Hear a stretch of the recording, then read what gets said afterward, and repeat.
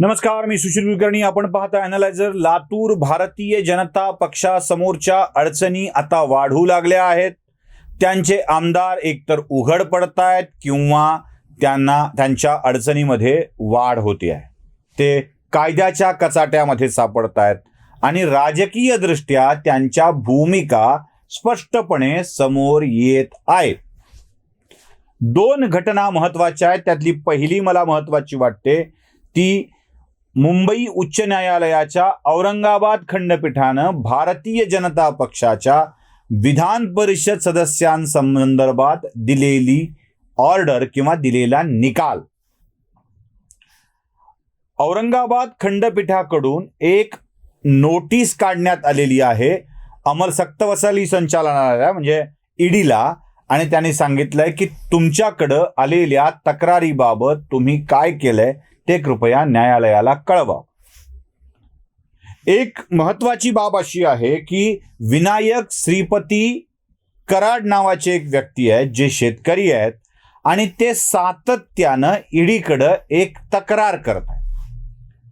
तक्रार कोणती आहे तर लातूर जिल्ह्यातल्या काही मंडळींनी आपली बेनामी संपत्ती जप्त केलेली आहे, बेहिशोबी संपत्ती जप्त केलेली आहे. याच्यामध्ये नावं कुणाकुणाची आहेत? एक कराड परिवाराची नाव आहेत, म्हणजे विश्वनाथ कराड यांचं नाव आहे, आणि भारतीय जनता पक्षाचे विधान परिषद सदस्य रमेश कराड यांचं देखील नाव आहे.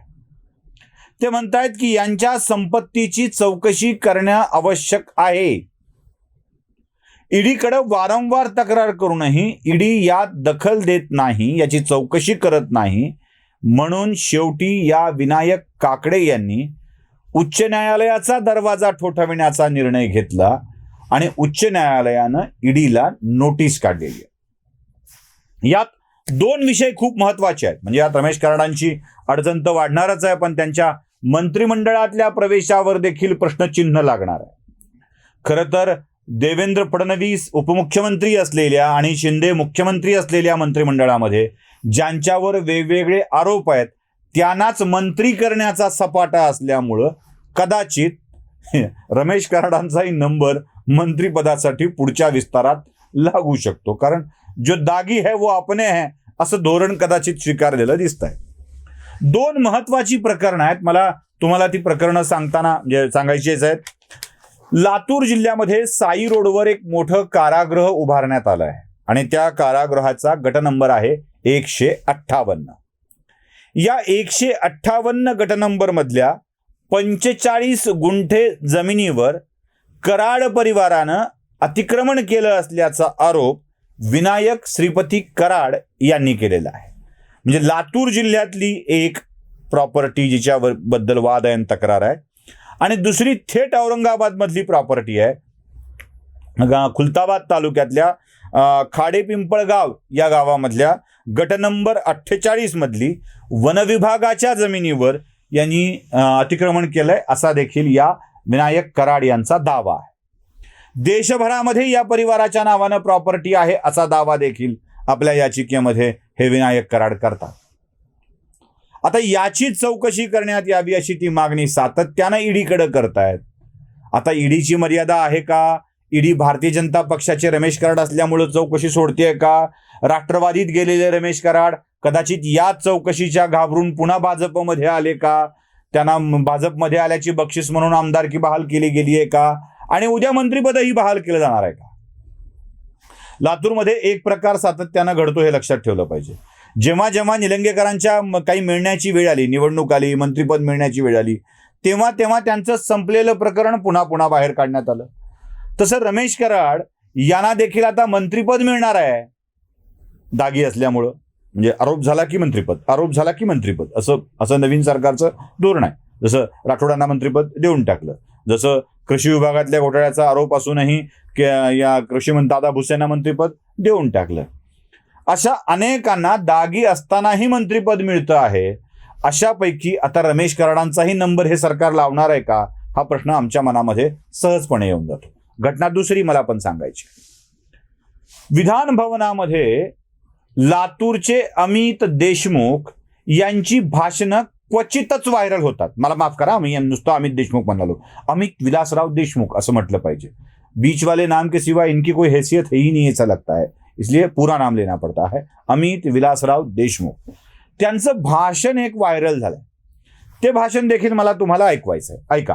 अभिमन्यू पवार, आपण पहिल्यांदाच निवडून आलेले आहात आणि नाही, आणि कसं आहे की कदाचित देवेंद्र फडणवीसजी त्यांच्या कार्यालयात हे पाहत असतील आणि मी भाषण करतोय किंवा विचार व्यक्त करतोय तेव्हा अभिमन्यू पवार तसं नाही. आता एवढी तरी कल्पना आम्हाला आहे. त्यामुळं मंत्रिमंडळाचा विस्तार जेव्हा होईल त्या मंत्रिमंडळाच्या विस्तारामध्ये आपल्याला स्थान मिळावं अशा सदिच्छा या ठिकाणी मी व्यक्त करतो.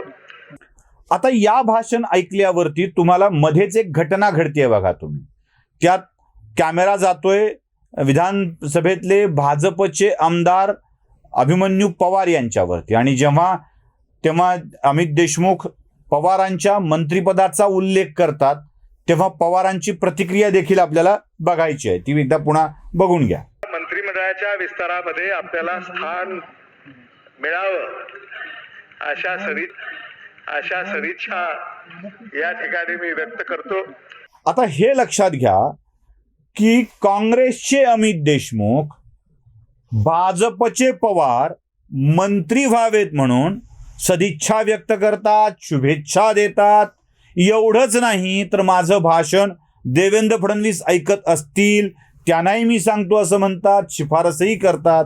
म्हणजे आता भारतीय जनता पक्षातलं मंत्रीपद हे सरळ सरळ काँग्रेसच्या शिफारशीवर मिळणार आहे असा त्याचा अर्थ होतो. अमित देशमुखांना जे अनुकूल असतील तेच लातूरमध्ये मंत्री बनवले जातील असा याचा सरळ सरळ संदेश दिसतोय. आणि आम्ही मागच्या वेळेपासून तेच सांगतोय की कशाला अमित देशमुखांना बळकट करण्यासाठी भाजपचा मंत्री करण्याचे प्रयोग करण्यापेक्षा सरळ सरळ अमित देशमुखांनाच पक्षात घ्यावं आणि त्यांनाच मंत्री करून टाकावं. म्हणजे उगी याचं त्याला असे प्रयोग करण्यापेक्षा भाजप देशमुखांनाच पक्षात घेईल आणि मंत्री करून टाकेल तर ते भाजपसाठी चांगलं ठरणार आहे. म्हणून एका प्रकरणामध्ये, आमदाराच्या प्रकरणामध्ये भाजप अडचणीत आली आहे. अडचणीत यासाठी आली आहे की आता दागी म्हणून करडांना मंत्री करायचं की देशमुखांची शिफारस म्हणून पवारांना मंत्री करायचं. मंत्री करायचं तरी कोणाला, ही बहुतेक भाजप समोरची मोठी अडचण असणार आहे. आणि ती अडचण भाजप आता कशी सोडवते ते बघणं औत्सुक्याचं राहणार आहे. व्हिडिओ आवडला असेल तर लाईक, शेअर आणि सबस्क्राईब नक्की करा. धन्यवाद.